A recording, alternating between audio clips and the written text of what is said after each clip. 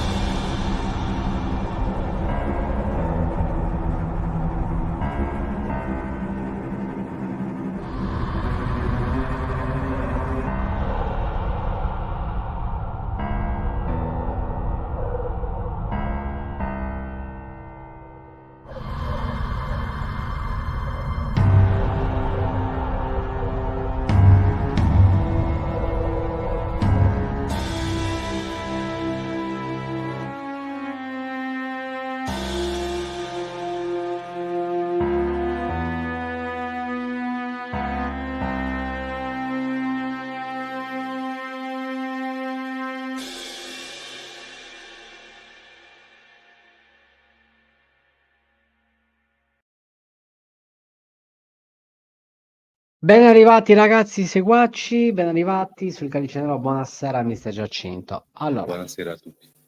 con gli Abremelin che non sono presentati, non so cosa sia successo, ci si cercherà di recuperare. Ma non perdiamo tempo, oggi andiamo a parlare di un altro grande musicista, un grandissimo batterista, seconda parte con appunto Mr. Gabriel Lewandowski. Welcome, good evening Mr. Gabriel. How you guys doing? Fantastico. Allora, domanda a bruciapelo. Musica, horror, come fai a incentrare il tutto? Ok, adesso partiamo ragazzi, un attimo di tempo, un attimino di tempo che adesso si parte alla grande. Gabriel Lewandowski, grandissimo batterista, grandissimo musicista, veramente di grande, grandissimo talento. A te Giacinto, partiamo. How do you manage to create a decidedly extreme part of your music through an horror film?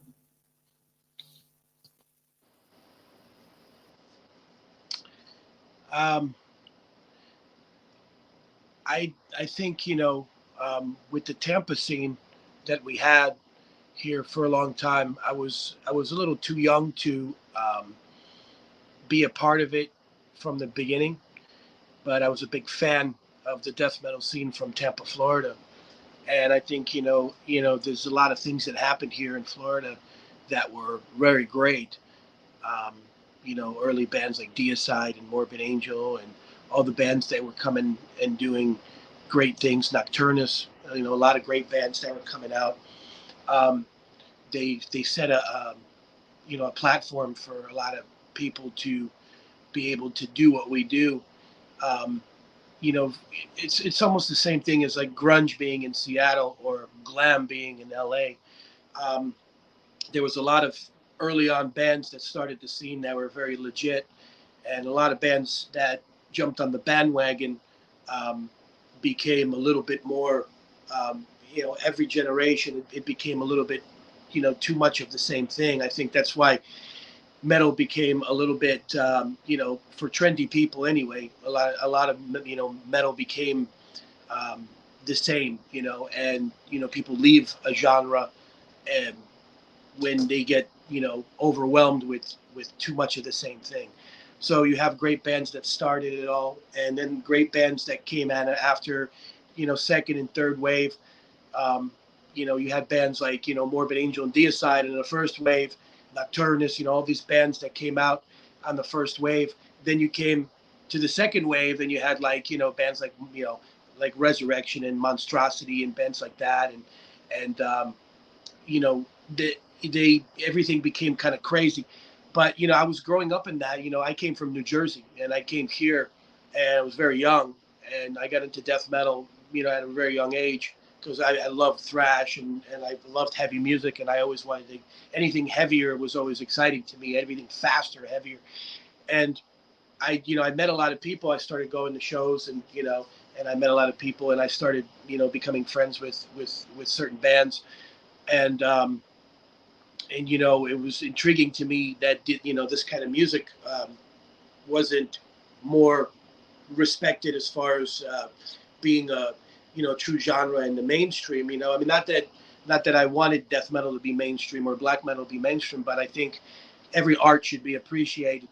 And I think with the way I looked at it was I always want to be a part of something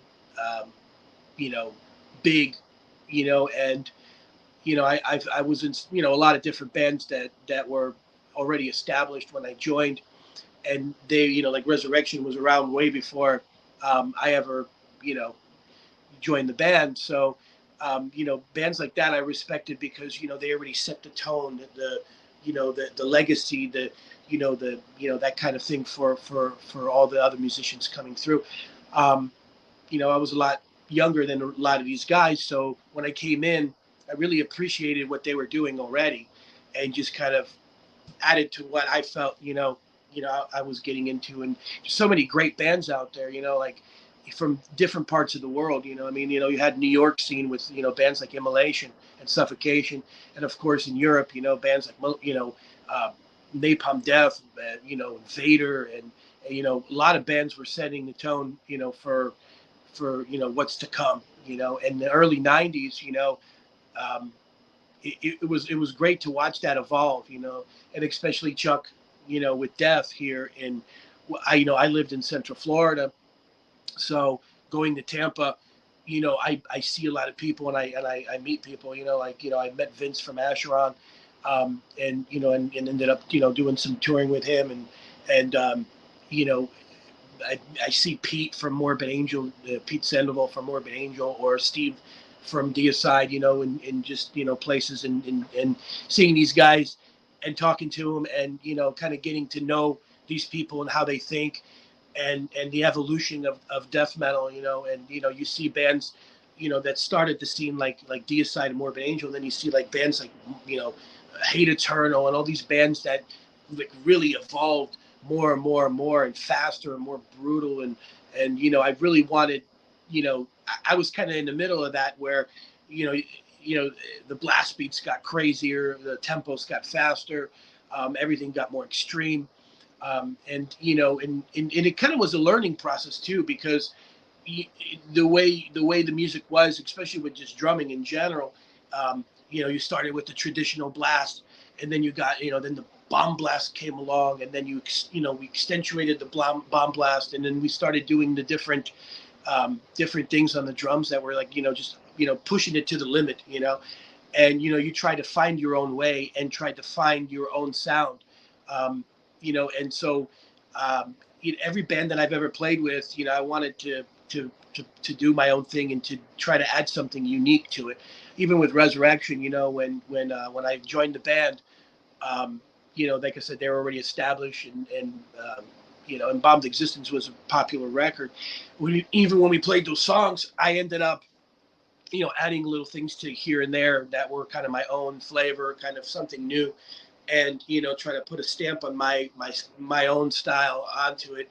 And with a lot of bands that I've played with, I tried to do my own thing to where I could put a stamp on it, like Hellwitch or Killing Addiction when I recorded with them, or even with Equinox when we were writing. I try, they were a certain kind of band, and then when I joined, I wanted to kind of make it more brutal and faster, and kind of put my own stamp on it and do different things to it to make it a little bit more heavier, to push it, because everything evolves. Like I watch like bands like Behemoth, start a certain way, and then they just got better and better and better and more extreme and more brutal, and just they took it to the next level. Every album, with albums like Apostasy, that was for me, very great album, and Demigod, and those two albums I really like, and there's bands that are out there that, it's like Morbid Angel, my favorite album by Morbid Angel has always been Blessed and Sick, because of the fact that it was so, ahead of its time. And especially for me, Deicide was always one of my favorite bands of all time. So I looked at the first two Deicide albums as being something that was, a breaking. And, I think Deicide, changed, the way people thought. They had catchy songs, very fast, very brutal. And I just All right. adapted styles. All right, So my friend. styles. Just sorry, 1 second. After this introduction, the question it's about your music and the horror movies. How do you see your music next to the horror movies? Are the two things going hand in hand? What do you think? Like for horror movies, Yeah. that's the whole thing. It's like I think that the whole scene was created on a basis of some bands were satanic, some bands were horror based, some bands were fantasy kind of oriented. So when I listened to all these bands, everything that influenced me was I tended to go towards more of the satanic death metal, especially like Deicide and stuff like that. That was more my thing.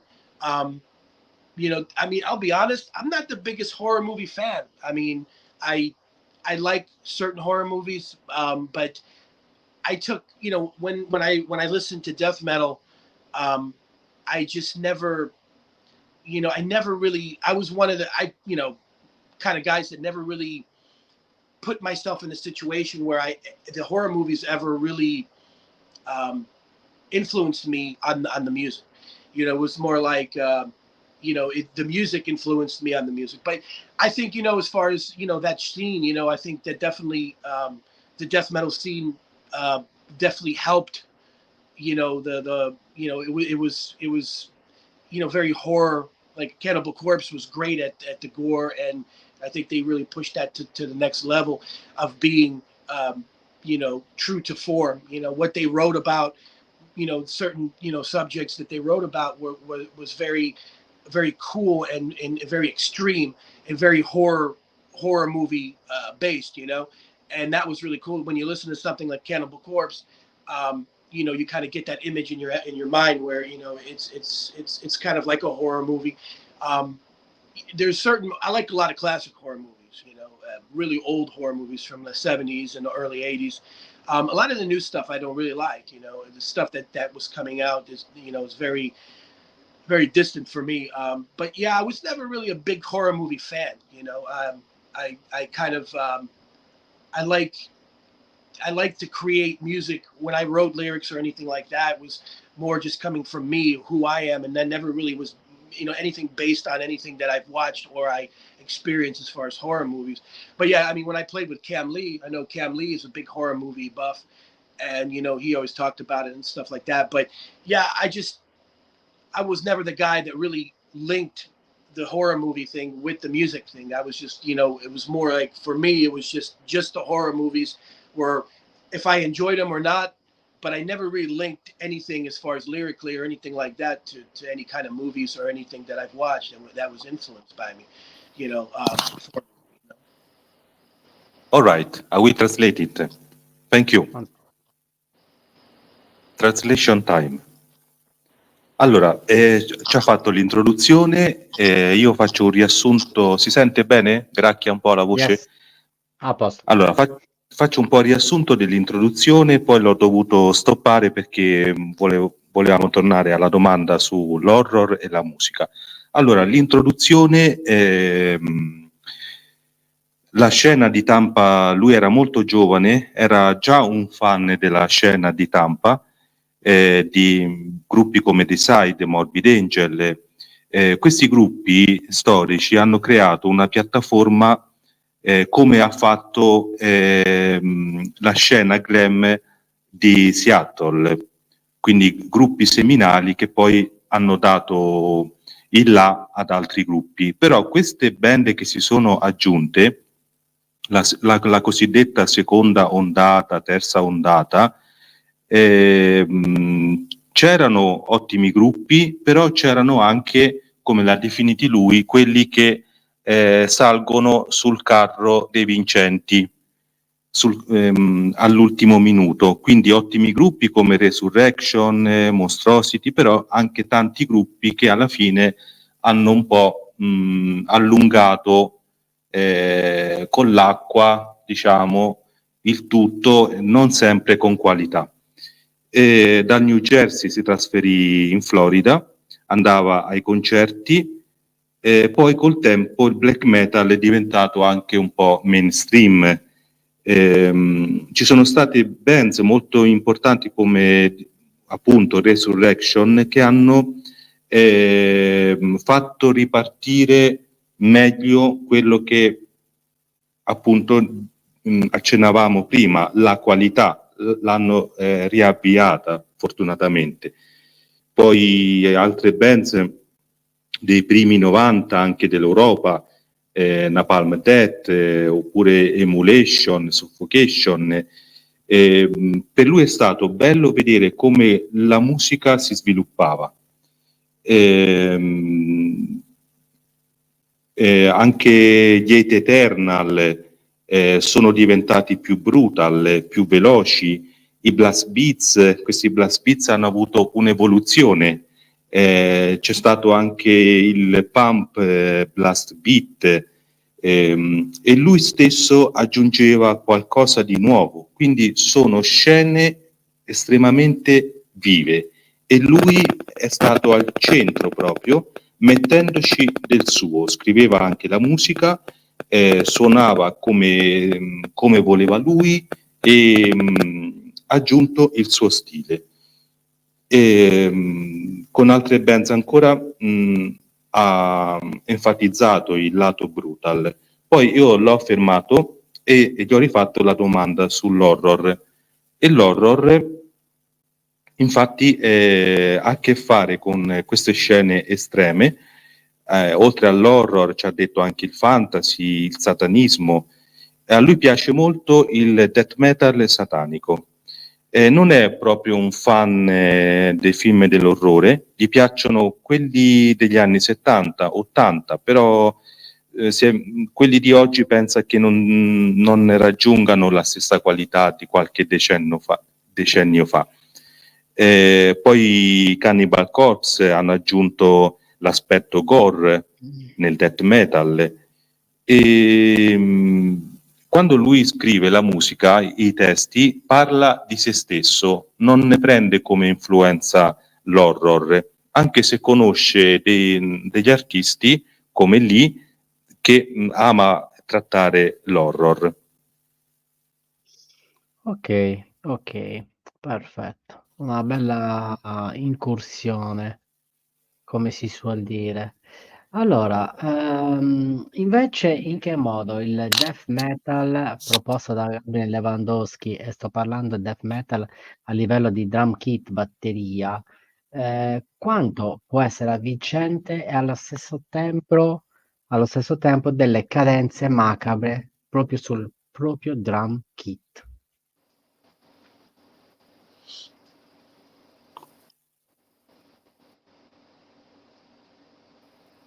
Now the question is about how you play the drums. Sometimes your drumming has something to do with the dark atmospheres, creepy atmospheres. Tell us about your drumming. Oh, well, yeah. I mean, I I love drums. I've loved drums for a long, long time. I was actually, I've always been metal, and I love metal, and I literally listen to death metal every day. For a lot of people, death metal is just something that they listen to occasionally if they're in the mood. Me, I'm in the mood for death metal all the time, and black metal. I have to be in the mood for other styles of music. I've actually played with jazz bands and different things. I actually was taught by a jazz drummer when I was a child, and it kind of helped me with my death metal and my metal. So with my drumming, it was very weird because um, some of my biggest influences in the way I play and the way I think. One of the biggest records that I was into when I was a child was Painkiller by Judas Priest, and Scott Travis when he joined Judas Priest. That was a very big game changer in my life. When I heard Painkiller and I heard Judas Priest do that record, and it was so extreme for them. It's such, they pushed it to the limit, and I just thought it was just some of the greatest things I've ever heard, in my life. It changed my life, and at the time, Metallica, was released, Justice for All, which the drum sound on Justice for All was extreme. I know a lot of people bash Lars Ulrich, but I had Lars Ulrich all over my room, and Metallica was a big, big influence on me. And of course, Dave Lombardo, and and bands, in the thrash era, Megadeth, Gar Samuelson, and then Nick Menza. A lot of drummers influenced me, but I got into drumming as far as I did a lot of drum clinics. I went to a lot of drum clinics. I did drum stuff, and I met a lot of people, and not only in the metal community, but I mean I met drummers like Mike Portnoy from Dream Theater or Danny Carey from Tool, and then of course jazz drummers like Dave Weckl, and just a lot of different people, Virgil Donante, Thomas Lang. Drumming is an art form in itself, and I tend to not only, I think you have to be somewhat open-minded to other genres of music to better yourself as a musician. You can't just be one-sided. So I definitely took like a jazz style, and a lot of my fills, a lot of my accents. I always play on the upbeat. A lot of rock drummers and metal drummers, they always play everything on the downbeat, or they feel everything on the downbeat. I always like hearing everything on the 2 and 4, like when you're playing and and I more of an upbeat feel. And when I do drum solos, when I play, or even when I just sit behind the drum set, I think a little differently than just 4 on the floor. I like a lot of odd time signatures and different patterns. But as far as my drumming goes, I look at drums as a structural instrument, as an entity. And when you write parts, a lot of bands, they write a drum beat and they do some fills, and that's the way they write. I like to write my drumming in music as almost like a classical piece. When you hear certain accents and dynamics, I think the one thing that some metal was lacking was dynamics, and I really like what Chuck did on the Human album. And that was a very a different kind of metal album, and it was groundbreaking, because when you heard the songs, they were they would come down and then explode, and there was different moods in the parts of the songs and different things. And I think a lot of death metal bands started doing that later on. But yeah, I mean, drumming in death metal is very important. And when you hear bands like Nile, or you hear bands like just guys that do just different things and are influenced by different styles of music. I know Nile, they do a lot of that Egyptian type style music, and different sitar. I mean, just weird stuff that they're doing, atmospheric stuff, which is very cool because it's a little different. And but they still hold the death metal. It's still very blast oriented, very heavy double bass. So it's kind of cool to have bands that do something a little bit different than what everybody else is doing, or try to, at least, to keep it interesting. As far as drumming goes, you try to, keep relevant. I as a musician, as a drummer, you never stop learning. You learn every day. And I've been giving drum lessons for a very long time. I've been playing for a long time, and you always, even with simple things, just writing drum parts, or playing, or approaching the drums, you evolve as a musician. And and of course, you're only as good as the people you play with. So if you're playing with people that are very talented, they could influence you and boost you up a little bit and give you ideas, and you become more of a bet. You become more of an interesting or a better player by experiencing playing with other people, and becoming a better musician. But every time you get on stage, or every time you rehearse, or anytime you play, you become a better musician. You always have to keep an open mind, and there's always, I don't care if you've been playing for 30 years and you're great and everything, but there's always room to evolve, and you learn something new all the time. And sometimes you could play even holding drumsticks. You hold drumsticks a certain way, and maybe 20 years down the road you might change the way you hold your drumstick, because of the fact that you learn a different technique and a little bit better. The older I got, the more I play with more technique and finesse, rather than just, when you're 20 years old, you go in there and you just, you beat the shit out of the drums, and it's heavy, and you really want to push. And then you develop all these techniques, like, heel toe techniques for double bass, or swivel, or the way you hold your drumsticks, push pull techniques, and different things that, you could do to play faster. And it's kind of weird, the more technique I use, the more, easier it is to play, obviously, and the faster I could play, the more brutal I could play. So there's drummers out there that play metal or thrash metal, and they hit a certain point in tempos like 220, or tempos that where they're playing double bass very fast, but if they could only get to that certain point, and then you have to start using different techniques, like swivel or heel toe, to be able to get to certain points. If you're playing at 280, you can't you can't use your whole legs and be able to keep up, and so you have to start doing different techniques to be able to play faster. So you learn different techniques and different ways to become a faster, more brutal. The crazier the drumming. With Serpent, I wrote a lot of that stuff in my head, and the way I look at Serpent as a band, Tony and I, we wrote a lot of songs together, but a lot of the stuff I wrote in my head structurally, and then we would just add stuff to it. Tony would come in with the guitar, and I already had the songs written in my head, and we would play, and I would just come up with the craziest stuff, possible, just off the wall stuff, and we would record it, and it was kind of cool. I always say, Serpent Sun for me is like a drum project, because I could really push to the limit, what I'm wanting to do. When I joined bands, when I joined Resurrection, or I joined Equinox, or I joined Hellwitch, or any of these bands that I joined, I always had to kind of conform a little bit to play in their style of music.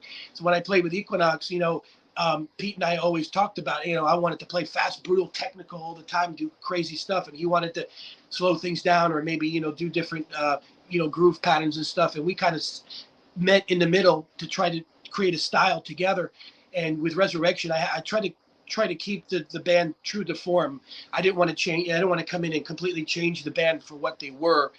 But I did add my own style. So when John and I would write songs together, John Astle from Resurrection, we would, he would, Resurrection really wasn't known for all the, fast and blasts and stuff. But later on, I kind of incorporated a little bit more blast beats and, just faster stuff in there, a little bit more crazier stuff. And we kind of changed the style a little bit, but we still try to keep it. John always wanted to keep Resurrection true to form. And when I did Serpent, my own project, I had a few different lineups until I started playing with Tony Black, with it. And in 2009, Tony and I, we really started Serpent Sun seriously, and we did the 4-song EP. And we, as far as drumming goes, I took all these ideas I had for so many years playing with different bands I played with so many years, and just really was able to do what I do and get behind the drums and play the way I play without any interruption. And, you know, everything that I wrote, you know, Tony accepted. All right. It's okay. Thank you very much, Gabriel. Gabriel, just one second, I will be back. Just one second, un secondo, arrivo subito. Così c'ho la traduzione pronta. Ok, ragazzi, un attimino di appunto di tempo. Allora, stavo dicendo, oggi grandissimo musicista Gabriel Lewandowski, uno dei musicisti death metal più importanti, più rinomati, con la sua tecnica, precisione, con il suo modo chirurgico di appunto creare dei pattern di batteria, dai blast beat a dei pattern anche semplici, ma soprattutto ricercati con la tecnica mai a fine a se stessa. Quindi non stiamo parlando di una tecnica alla Meshuggah, essendo un grande ammiratore di Meshuggah, Gabriele Lewandowski riesce a creare quella tecnica che, seduce la mente dell'essere umano, seduce completamente la mente dell'essere umano ed è una cosa molto rara, molto, molto difficile, complessa attualmente ai giorni nostri perché, per quale motivo? Molte volte le registrazioni che vengono fatte su, vari dischi, dal death metal al black metal, parlo soprattutto di metal estremo, succede che appunto questa rifinitura estrema molte volte dal live non è proprio coinciso, preciso proprio con il full length che è stato fatto in studio. Invece, da quello che ho sentito di Mr. Gabriel riesce proprio a far sì che quello che ha fatto all'interno di una sala, di uno studio, quello che volete mettere, all'esterno, quindi verso un live con una delle sue band, riesce ad avere sempre quel marchio di fabbrica. Adesso partiamo con la traduzione di Mister Giacinto. Dopo questa introduzione di Mister Gabriele Lewandowski, che ci voleva? Allora, quindi lui ama la batteria, il death metal lo ascolta sempre, c'è chi lo ascolta qualche volta, invece lui lo ascolta sempre. Gli piace anche il black metal. Ha suonato anche jazz. Da bambino è stato influenzato moltissimo dall'album Painkiller dei Judas Priest, i quali hanno spinto oltre ogni limite con quell'album. Allora c'erano anche Metallica con Justice for All, poi c'erano Dave Lombardo, i Megadeth dal Thrash, altre influenze sono stati Clinic, Dream Theater, i Tool. Queste sono band che lui conosce anche di persona, i batteristi di queste band come Tool, Dream Theater, li conosce di persona, tra l'altro. Allora, la batteria è un'arte in sé proprio, ci vuole una mentalità aperta. Lui incorpora nel suo modo di suonare lo stile del jazz, del rock, del metal e soprattutto è incline all'upbeat. Proprio lo avete sentito schioccare le dita, l'upbeat, quindi un ritmo su, non giù, marcato. Questo upbeat lo ama tantissimo. Vede la batteria come un'entità. Scrive drumming pensando anche al dinamismo che c'è nella musica classica. Quindi bisogna che ci siano parti che variano l'una dall'altra. E nel death ci ha nominato la band Nile, una band importantissima con atmosfere uniche, in cui c'è anche la presenza del double bass. Quello che ha imparato lui è che in questi suoi 30 anni di carriera, anche dopo decenni, può sempre aggiungere nuove conoscenze, può sempre aggiungere nuove tecniche. È una evoluzione continua, soprattutto anche perché viene aiutato dalla presenza di altri talenti, di altri artisti. Quindi, avendo molta esperienza sul palco, sala prove, può anche, il bello dice, può anche arrivare il momento in cui si impara qualcosa di nuovo, anche come tenere le bacchette, mentre da giovane era più per spaccare proprio, col passare dei decenni ha imparato anche tecniche più raffinate, perché ha già fatto l'esempio, quando un batterista suona in una band in cui c'è il double bass e la velocità è 220 bpm, il batterista che arriva a 180 bpm deve spingere se stesso e arrivare a 220, e per arrivare a 220 deve conoscere quelle 2-3 tecniche in più per stare al passo con quella velocità.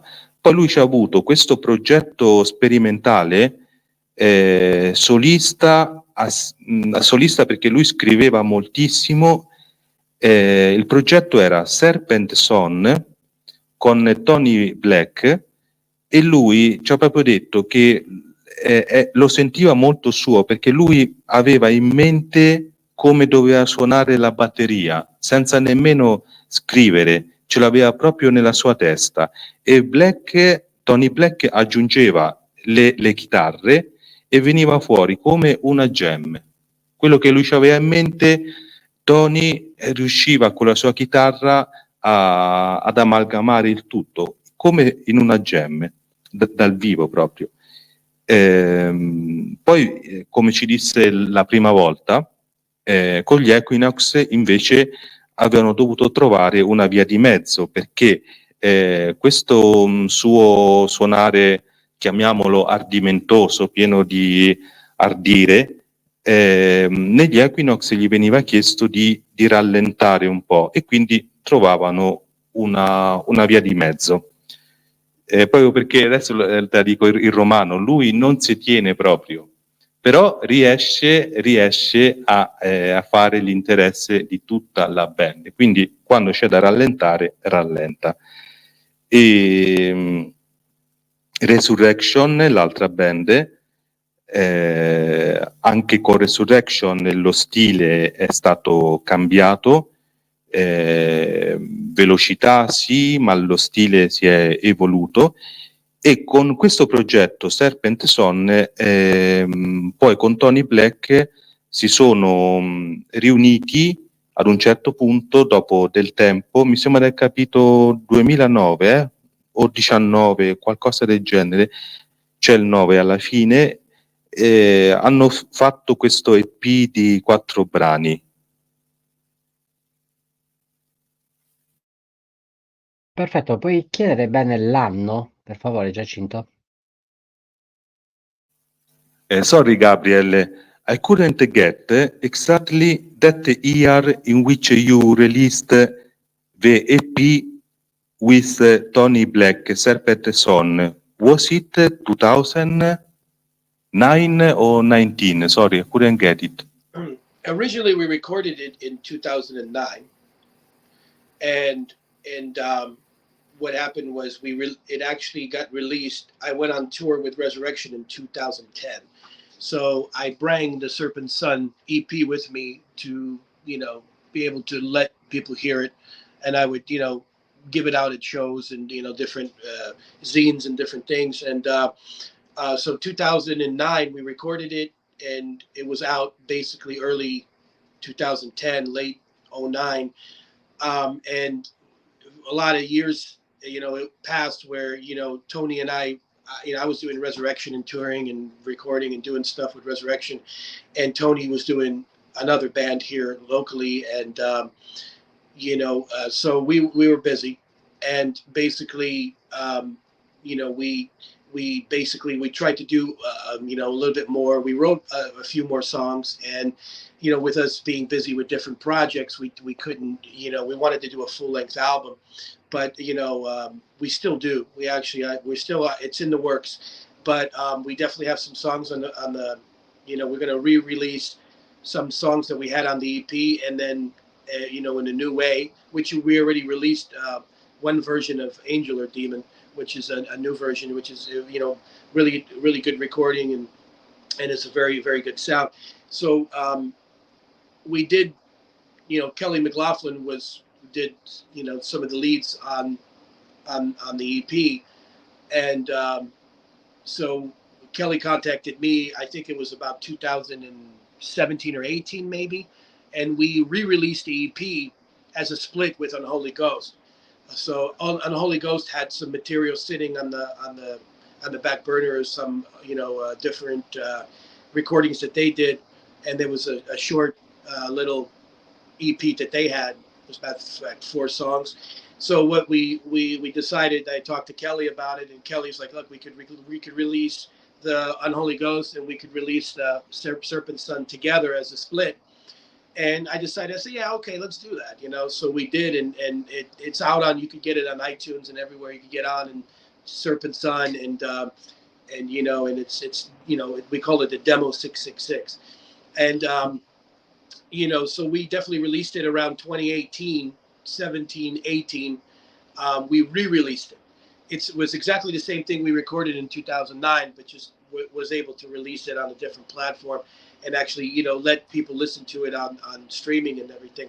But now Tony and I, you know, have been talking, and you know, hopefully soon we could, you know, definitely, you know, I've got, you know, the Amon thing going on with Eric, and that's very important. It's a #1 priority for me, you know, with Amon, and I also have a band that I, you know, play here locally with, you know, it's a very good band, The Haunted, and you know, very cool guys, and they got a great image and stuff going on. So, you know, I got some stuff going on, but I definitely want to revisit Serpent Son and do a full length album.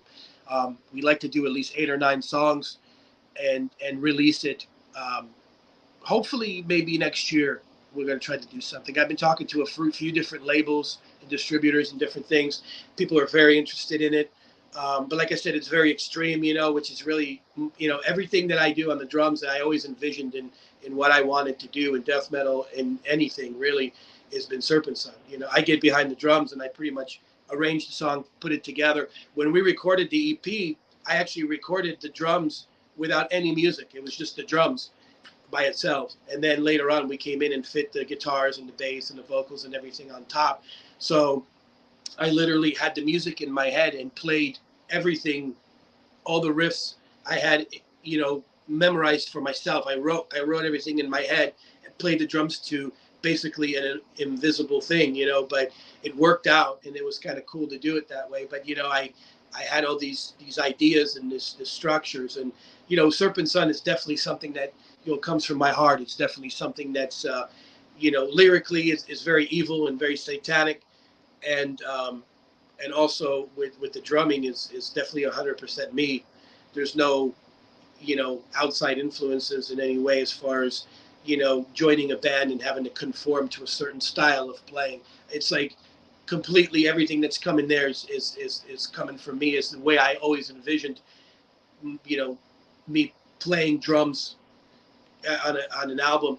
And, you know, Tony Black and I are very influenced by early Deicide and early Morbid Angel, and you know, and so we see eye to eye as far as writing and you know, subjects and lyrical subjects, and, you know, riffs and different things. And you know, Tony, when I work with Tony, it's really easy to work with Tony because Tony and I really want the same thing, you know, and Tony's never looked at me and said, oh, slow that down or do this or do that.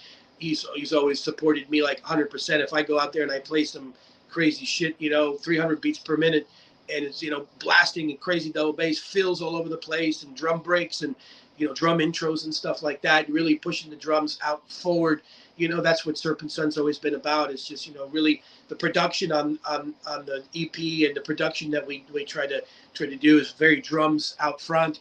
And, you know, like I said, there's a lot of little drum licks and solos and different drum breaks, crazy stuff, pushing everything to the limit, you know, 110%. So, you know, look for that soon here. You know, hopefully next year we'll be able to do a full length album with Serpent Sun.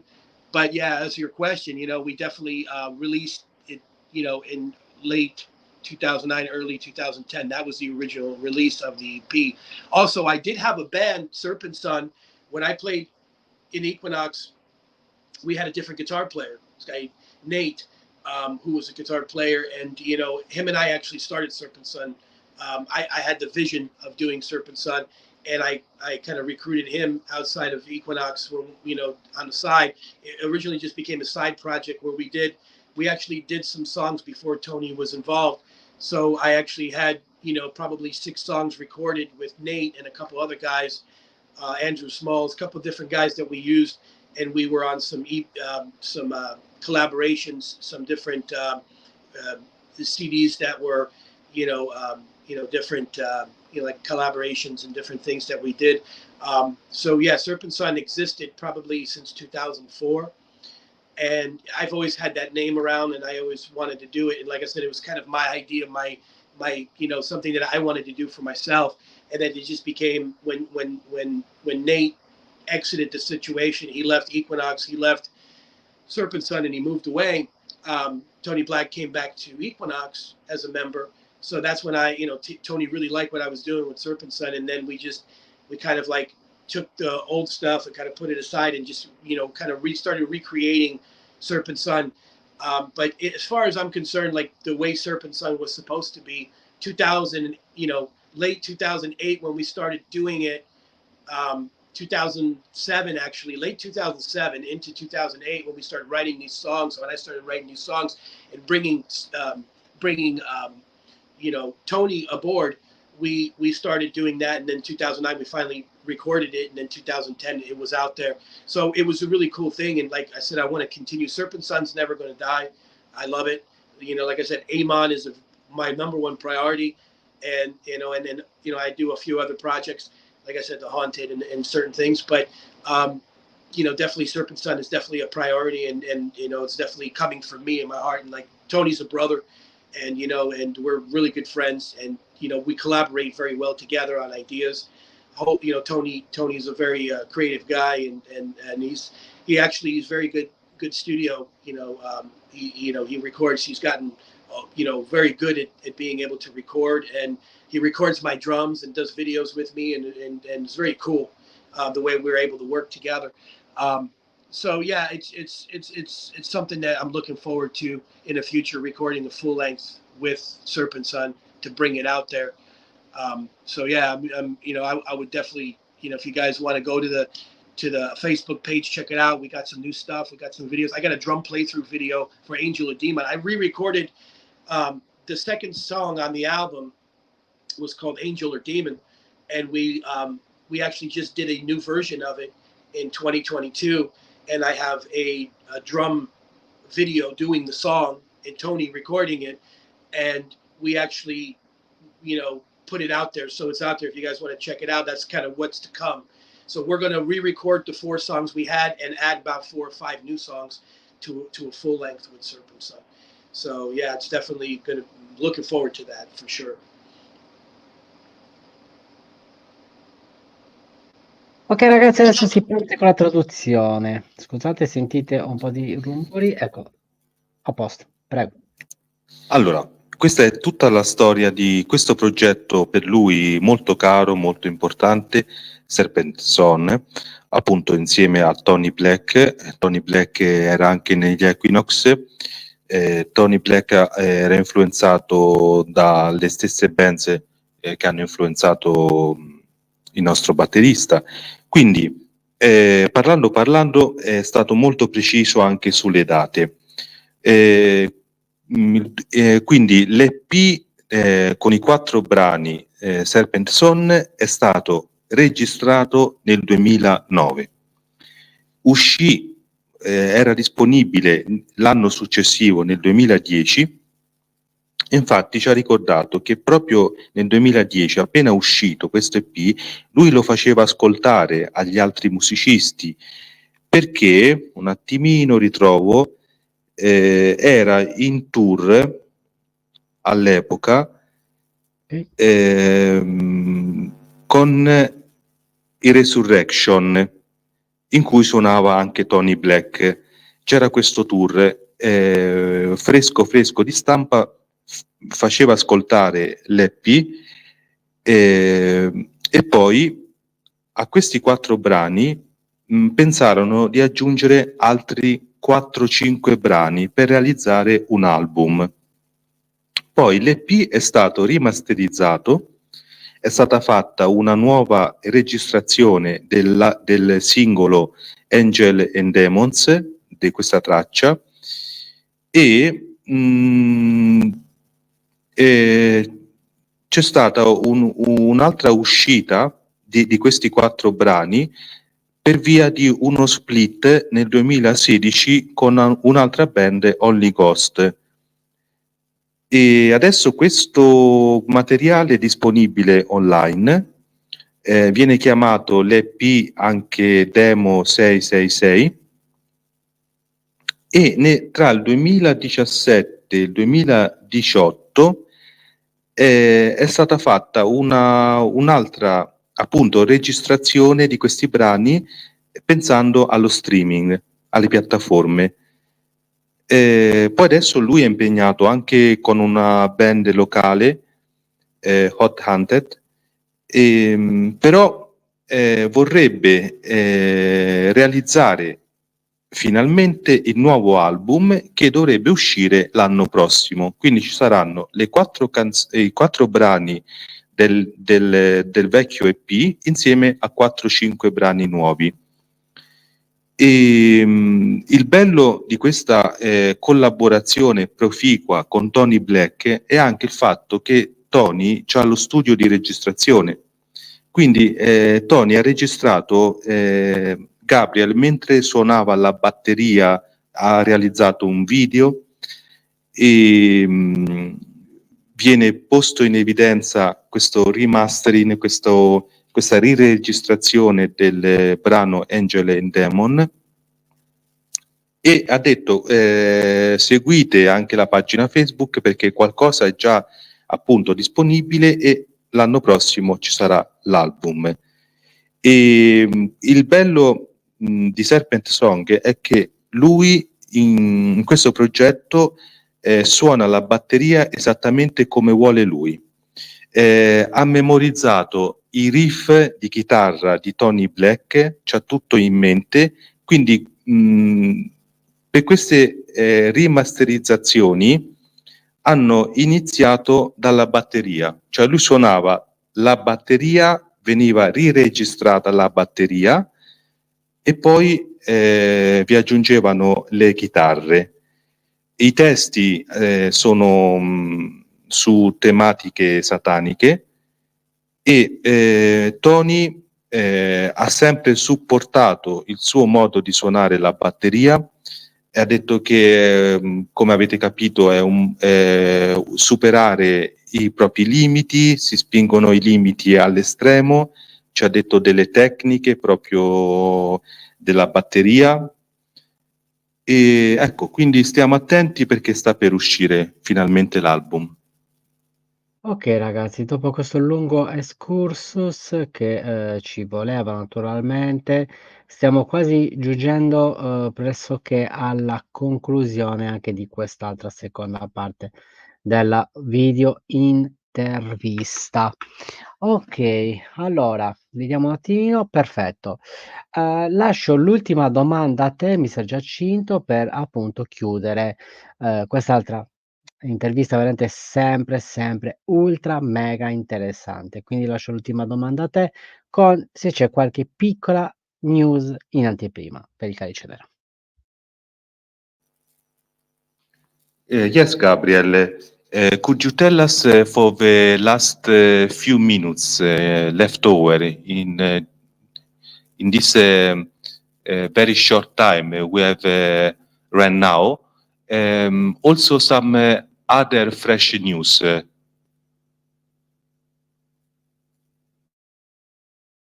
Ok, c'è un attimino. Amon, um, Eric and I have been talking, and hopefully, here soon, we will be, putting some new material out, and we got some really cool ideas, and everything is great there.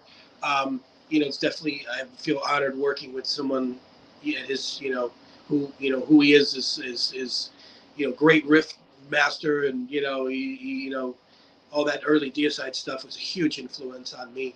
So I feel you know I feel honored to be working with him. Definitely just an awesome situation. It's almost like I feel like um, with Serpent side, I do my own, thing, and it comes from me. But with this Amon situation, it's the same thing. It's very natural for me to fall right in with Eric and what he does. I feel like my style of drumming it just fits Amon very perfectly, without any hiccups. It's like very natural.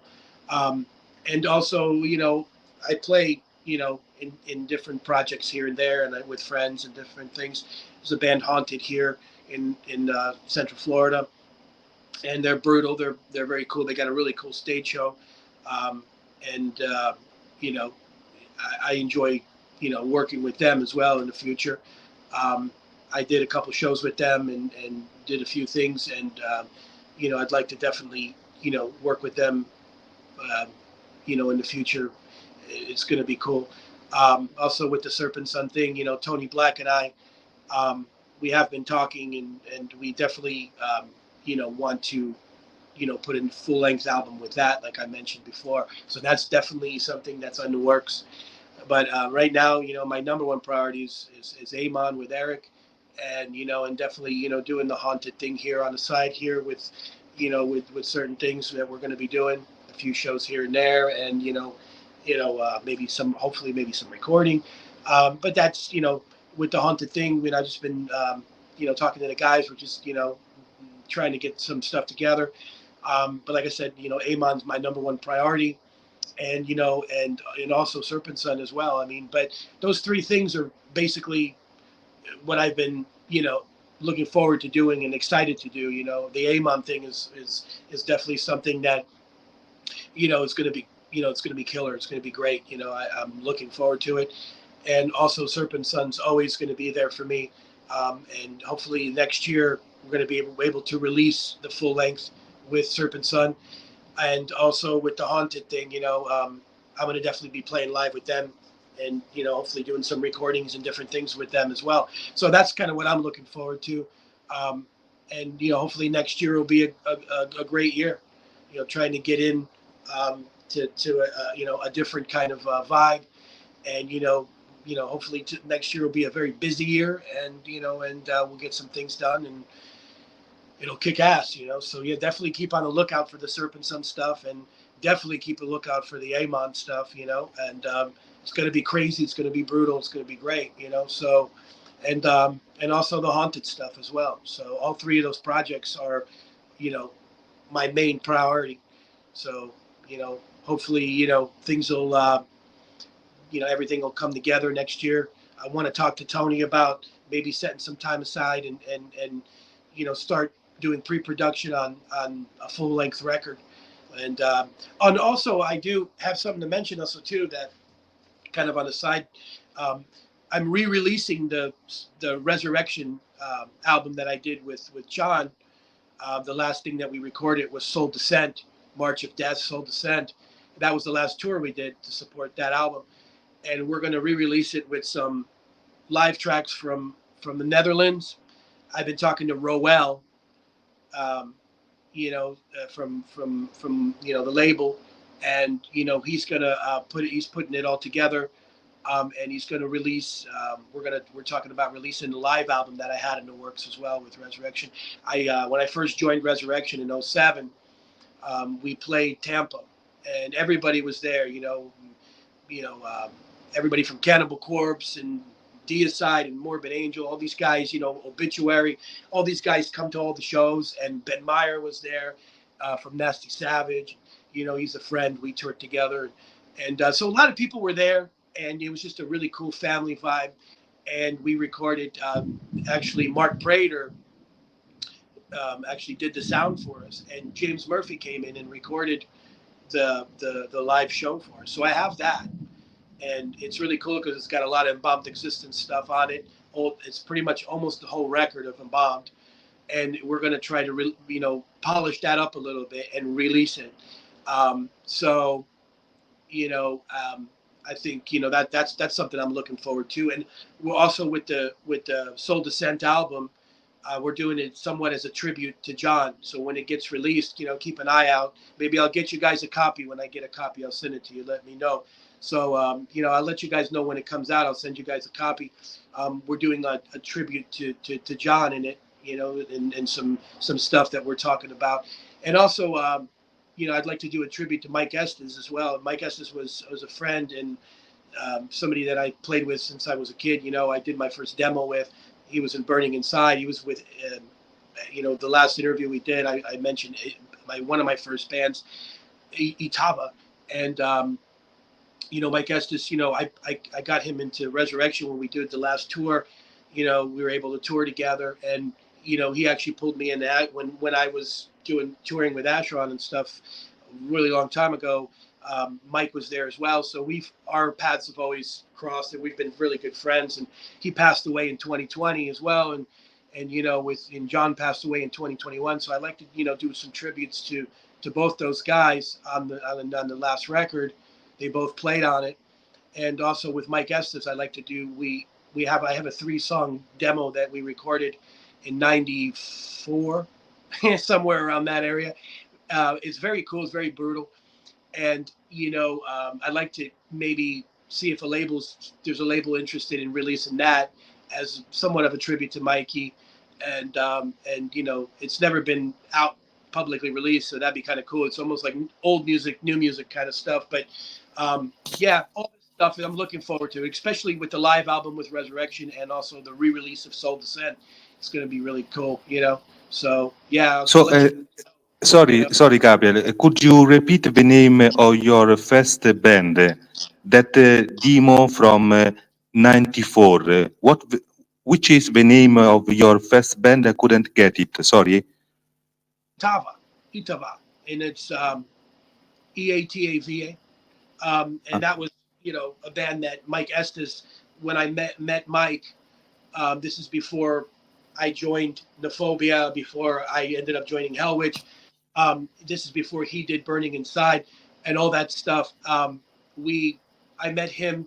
They just came from Missouri, and they found me, and they, we started, rehearsing and playing and recording, and we did our first demo together. It was really cool. It was very brutal, really cool. I mean, the music's, I'm very proud of it. So I definitely, but it's never really been publicly released. A lot of people heard it through me and this and stuff like that, but it's nothing that was formally released. So I'd like to release it sometime in the future, and also tribute that to Mike. That would be a very cool thing. Also, like I said, with the Soul Descent stuff, we're just working on putting it together. We got the full length of Soul Descent we're re-releasing, and then we have a drum recording I have for one of the songs. We also have a demo version of one of the songs. Then we have two live tracks on there from Holland, and from 2012 tour, maybe 2010 tour, the European tour. And so that's going to be really cool. There's going to be some hidden tracks on there, some really cool stuff that hasn't been released before. And also this new live record that we want to like I said, this live record's been sitting on the shelf since 2007 and has never been released. And John and I always talked about doing a live album together. And we didn't release this because there were some member changes, there were some different things, there were some flaws in it. You know, we weren't happy with certain things. You know, but you know that now that I listen to it, and you know, John, when John passed, I just, you know, after a while, I just really wanted to put this out. Like I said, John and I always wanted to put a live record out, and this is something that I have, and we play it on, and you know, it's really fresh because, like I said, I've only been with Resurrection for a couple months when we did this, and we flew out to LA and we played a show out there after that, and we did some Tampa shows, and it was like, you know, we were very new to each other, but it was really cool. It's really raw. And, you know, so yeah, definitely keep an eye out for that. It's in Tampa, and like everybody who's who was at the show, you know, because that was the first show. That was actually the first show that Resurrection did from their hiatus when they broke up, you know, in the late 90s, or whenever they broke up in the late 90s. They didn't do anything for a lot of years, and then they did some stuff, some demo stuff and everything. And then when I joined the band, or when I started playing with them at first, we did that first show, and that was recorded. And so that's going to be really cool. I'm excited for that to come about. You know, that's going to be a really cool thing. Fantastic. The translation, 1 minute. Allora, che cosa c'è di nuovo? Quindi, allora, un attimino, sono 3 punti. Uno è la band Emon assieme ad Eric, poi la sua band locale Arte Zine, che è sul brutal della scena della Florida, e il terzo, appunto, come abbiamo detto, Serpent Sons, sorry. Quindi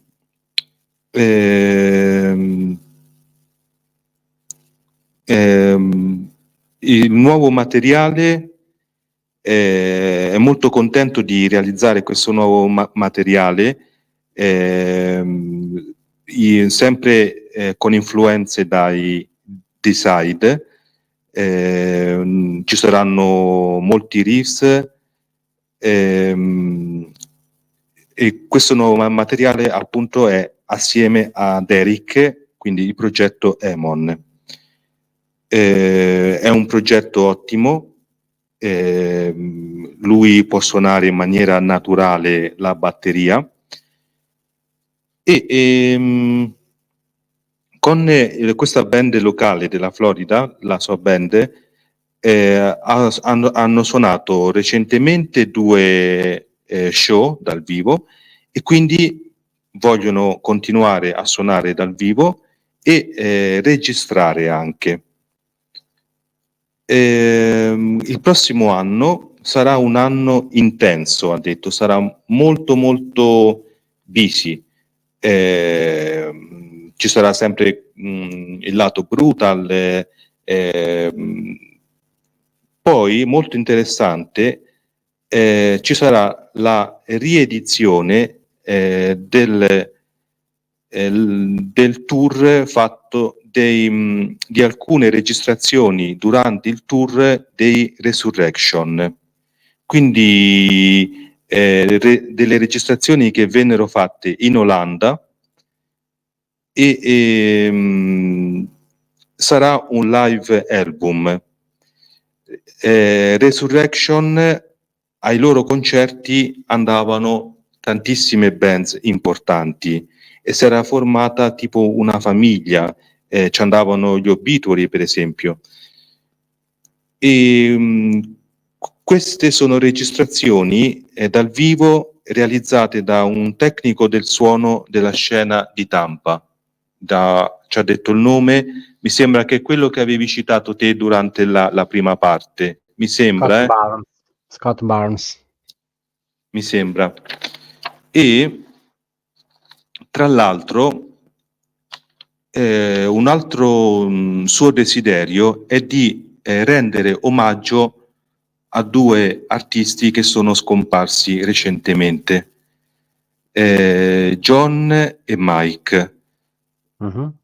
Quindi il tributo a John sarebbe la riedizione dell'album Soul Descent. E la sua prima band del 94, quindi realizzarono il loro primo demo nel 94, sarebbe U.S.A.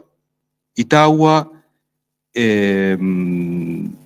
c'era appunto il tipo che suonava in tour con i Resurrection e verrà ripreso il demo proprio per tributare la scomparsa dell'artista. Quindi lui era giovanissimo nel 94, questo era un suo amico importantissimo, e U.S.A. sarebbe ancora prima della band Fobia. Se vi ricordate, nella prima parte ci aveva raccontato dei suoi primi gruppi. Soul Descent, questo album,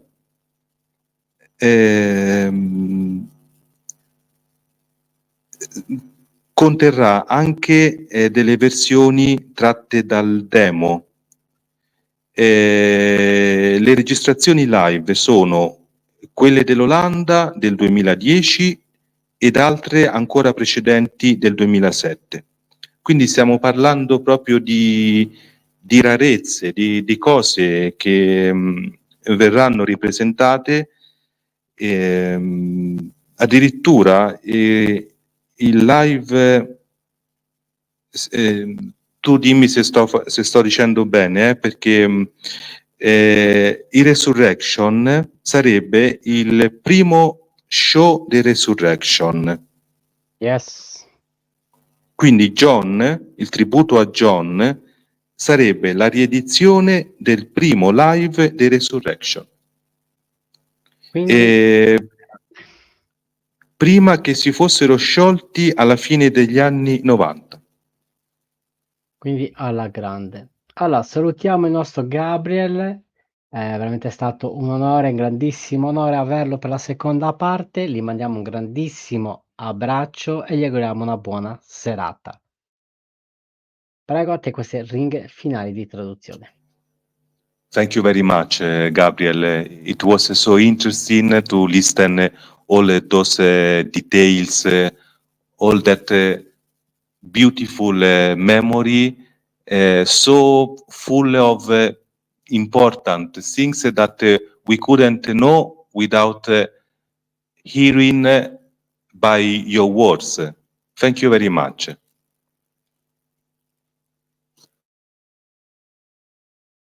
Bye bye, Gabriel.